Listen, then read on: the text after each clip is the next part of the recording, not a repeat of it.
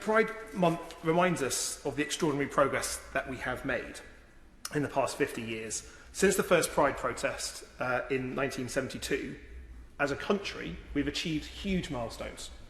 Equal marriage, gay adoption, gay and bisexual men being able to donate blood, ending of Section 28, equalisation of the age of consent, LGBT personnel serving in our armed forces, and so much more.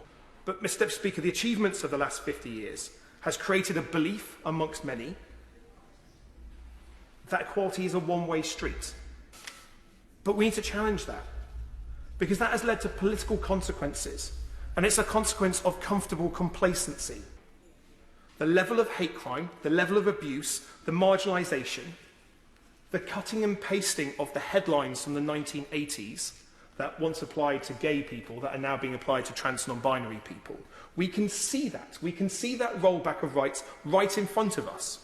We need to make sure that there's no growing exceptionalism that says LGB rights are fine, but those trans folk, well, they're different.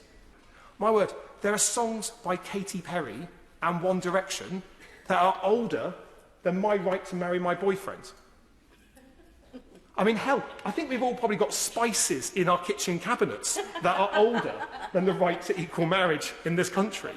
But if we are to win, if equality is to triumph, then it needs to be visible.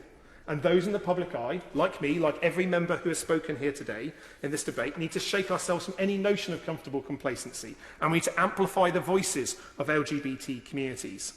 Because for all the pitfalls and the perils that we currently face, equality should be actually a one-way street.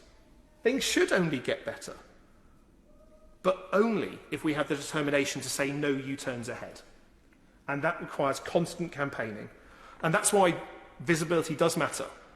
Mr. Deputy Speaker, I'm sure you were watching Glastonbury at the weekend when we saw Ollie Alexander, the undefeated king of queer pop, say any attack on any human being's bodily autonomy is literally an attack on all of us. Ollie's right when he says it doesn't matter who you are, this affects all of us. Trans, straight, gay, bi, male, female, queer, non-binary, all different, all equal, it affects us all. And that's why we have to spread that positive message that progressive rights are hard fought for and can be easily lost. Solidarity in fighting for other people's rights is a key part of protecting your own.